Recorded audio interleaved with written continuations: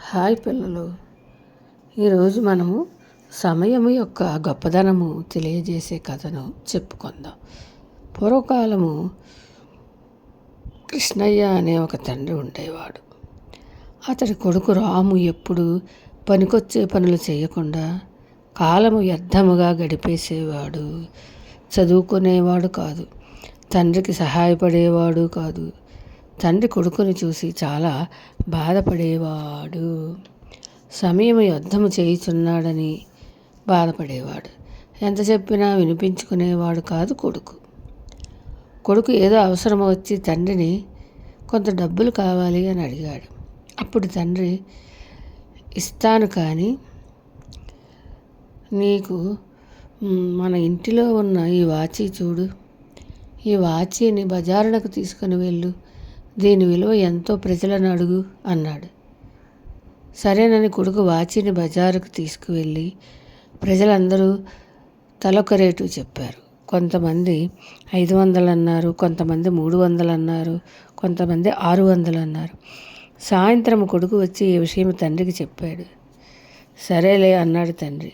మరునాడు మళ్ళీ తండ్రి కొడుకుకి వాచీ ఇచ్చి, ఈ వాచీని బజారుకు తీసుకుని వెళ్ళి దీనిలోనికి చూసి టైం విలువ ఎంతో ప్రజలను అడిగి తెలుసుకో అన్నాడు. సరేనని అతను బజారునకు వెళ్ళాడు. వాచీని చూపించి ఇందులో టైం విలువ ఎంత అని కనిపించిన వారిని అడగసాగాడు. కొంతమంది ఏమీ చెప్పకుండా వెళ్ళిపోయారు. కొంతమంది అతనిని వెర్రివారిని చూసినట్లు చూసి వెళ్ళిపోయారు. ఒకతను మాత్రము టైంకి విలువ కట్టలేము బాబు, దాని విలువ దానిని ఉపయోగించుకోవడంలో ఉంది.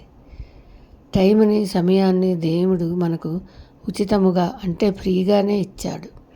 కాలము గొప్పతనం ఏమంటే అయిపోయిన దానిని ఒక్క నిమిషమును కూడా తిరిగి తీసుకురాలేము. అలాగే రాబోయే కాలములోని ఒక్క నిమిషమును కూడా ముందు ఖర్చు పెట్టలేము. టైంకి విలువ కట్టలేము. ప్రతి మనిషికి 24 గంటల సమయము ప్రతిరోజు ఉంటుంది. ధనవంతునికైనా పేదవానికైనా ఒకటే సమయము. మనకున్న సమయమును ఎలా ఉపయోగించుకున్నామన్న దానిని బట్టే మనము దానికి ఇచ్చే విలువ ఉంటుంది. ఇప్పటి వరకు సమయమును వ్యర్థము చేసుకున్నవాడు కూడా బాధపడవలసిన అవసరం లేదు. రాబోయే సమయమును చక్కగా ఉపయోగించుకునే అవకాశం అతనికి ఉంది. అదే సమయం యొక్క గొప్పదనము అని చెప్పాడు. అప్పుడు ఈ కుర్రవానికి సమయము విలువ బాగా అర్థమైంది. తనకు దేవుడిచ్చిన విలువైన సమయమును చక్కగా ఉపయోగించుకోవాలని నిర్ణయించుకున్నాడు.